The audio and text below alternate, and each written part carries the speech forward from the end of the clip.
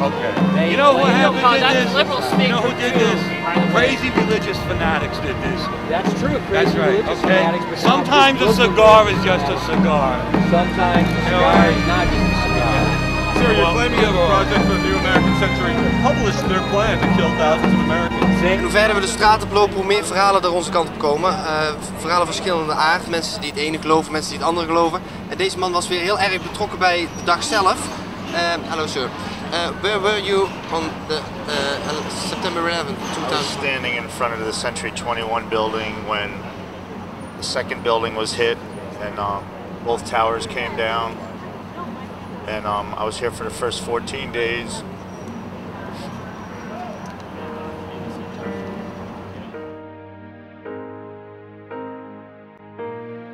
Five years after, there's a whole lot of rescue workers, firemen, policemen, volunteers who are now sick because of all the toxic dust and all of that stuff. And I'm here today, 5 years later, just remembering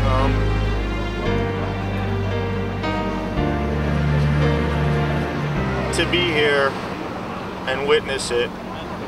I imagine it was a shock for anybody who watched it, but to be here and be involved in it, you think that you're stronger than you really are, and physically is one thing, but emotionally and mentally is another thing. It's just Can you ever give this a place in your heart to go on with your life? Well, you go on every day, you know, every day is just another adventure, but it still doesn't remove the fact that, you know, if you don't know what these two buildings were, you know, the people who worked in these buildings, this was like more than just a job to them. And, you know, September 11th, 2001, people came here just to go to work like everybody else. And exactly. And it was a day just like today. Matter of fact, there was less clouds in the sky then. And for people who don't know what the buildings were, each building was 110 stories high. Each floor is 1 square acre of land. So to have those buildings come down out of the sky and just in pulverized ash is just a lot.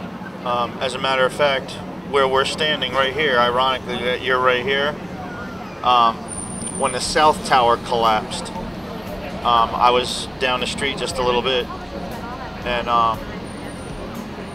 running this way to avoid that big huge dust cloud that you saw. There was a fire truck right here. As I was running this way when the South Tower collapsed, I went underneath this fire truck, which at that point I didn't do it because I was smart, but that ended up being the smartest thing that I could have done, because that dust cloud was so fierce and so violent that it just literally went right past the truck. It filled every one of these little cracks and crevices, every one of these little streets. Absolutely. And when everything settled down, I don't know how much time took place before it settled down, but when everything settled down, all you heard was, I don't know if you're familiar with, the firefighters have these devices on their bodies, and when the device doesn't sense any more movement or any more, you know, pulse or whatever, it sends off a siren, like it sends off a whistle, and that's all you heard. You know, being here 5 years later and being involved in the rescue, you know, things like this going by, you know, investigate 9/11. Our government had nothing to do with these buildings coming down. You know, I watched the plane hit the building. So there's no explosion. You know, I watched the plane fly into the building. I saw people hanging out of the windows on the 87th floor. I saw people jump into their death. So you know, it's something as sensitive as this. That's just like that's sad. It's sad to do stuff like that. So I'm a divorced dad. I have 3 sons. This is one of my sons right here, Michael. And it'll not be the same anymore.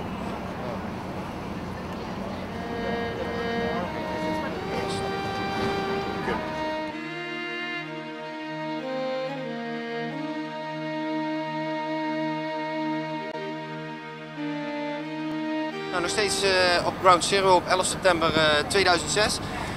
Veel mensen hier op Ground Zero hebben een andere mening over wat nou echt de toedracht is van de ramp die tijd. Net zoals de mevrouw naast mij. Hello, what's your name? Patricia. And you showed me a DVD. What's on that DVD? It's a film, Loose Change. You can go to seeloosechange.com and watch it on the internet. It's about an hour and 20 minutes, and it questions whether or not the government might have been involved in the events of 9/11/2001.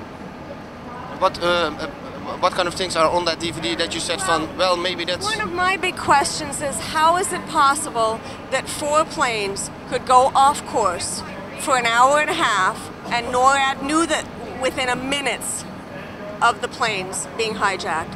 How could they stay flying in the air for an hour and a half and Air Force fighter jets not be there with them? And our US government not somehow been involved? The government must have ordered them not to intercept. They may have to have orders to shoot down, but they don't need orders to just intercept and be there with them. So it doesn't make any sense. There's no way.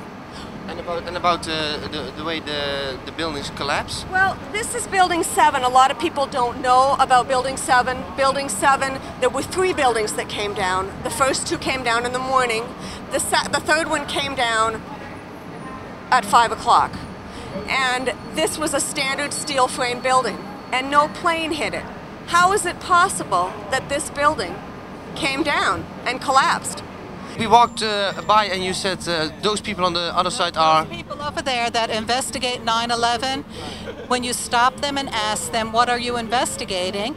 They don't want to give you a straight answer, but their signs say that the United States is responsible. United States is not responsible for 9/11. The Arab terrorists are responsible for 9/11. That's who's responsible. And they are communists and they are pigs. But they should be ashamed of themselves that they are doing this on a day like today. Shame on them.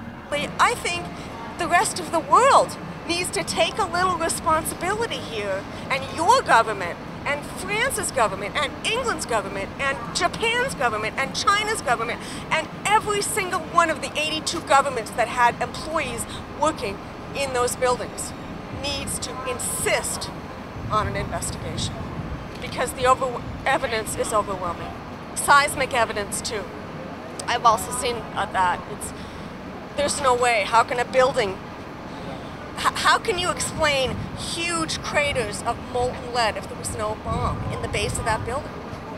And how do you explain that 17 seconds before the buildings collapsed, there was something that registered 2.2 on the Richter scale, or 1.2, and when the planes actually hit, there was nothing.